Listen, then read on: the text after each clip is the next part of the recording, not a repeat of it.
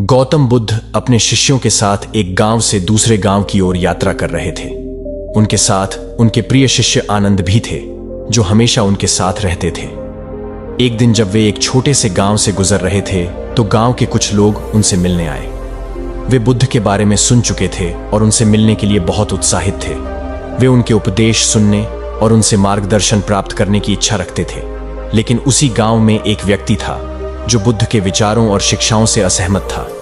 वह व्यक्ति बुद्ध के बारे में नकारात्मक विचार रखता था और उन्हें चुनौती देने की सोच रहा था। उस व्यक्ति का नाम देवदत्त था। देवदत्त हमेशा बुद्ध की आलोचना करता और उनके अनुयायियों को भी गुमराह करने का प्रयास करता था। उसने सोचा कि अगर वह बुद्ध को सबके सामने नीचा दिखा सके तो बुद्ध के अनुयायी उनसे दूर हो जाएंगे। जब बुद्ध गांव में आए तो देवदत्त ने बुद्ध को अपमानित करने का एक तरीका सोचा। उसने गांव के लोगों को इकट्ठा किया और सबके सामने बुद्ध को चुनौती देने का निश्चय किया। देवदत्त ने गांव के बीचों बीच बुद्ध को रोक लिया और उनसे कहा, तुम्हारे उपदेश और तुम्हारी बातें सभी के लिए नहीं हो सकती। तुम सिर्फ उन लोगों के लिए हो जो कमजोर और डरपोक हैं। तुम्हारी शिक्षाएं वास्तविक जीवन की कठिनाइयों का सामना नहीं कर सकती।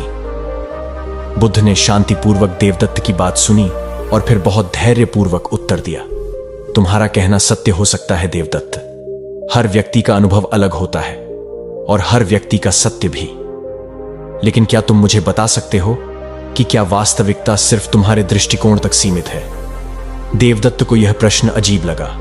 उसने कहा, तुम्हारा अर्थ क्या है? वास्तविकता वही है जो हम अपनी आंखों से देखते हैं। सत्य वही है जो सामने होता है।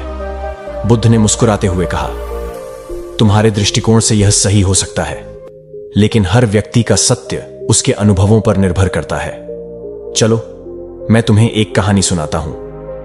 बुद्ध ने लोगों की ओर देखा और एक कहानी सुनानी शुरू की। बहुत समय पहले एक राजा था जो बहुत न्यायप्रिय और समझदार था। एक दिन उसने अपने दरबार में 4 अंधे व्यक्तियों को बुलाया और उन्हें एक हाथी दिखाया। उसने उन चारों से कहा कि वे हाथी को छुएं और उसे समझें कि वह क्या है। पहला अंधा व्यक्ति हाथी की सूंड को छूता है और कहता है, हाथी तो एक मोटे रस्से की तरह है।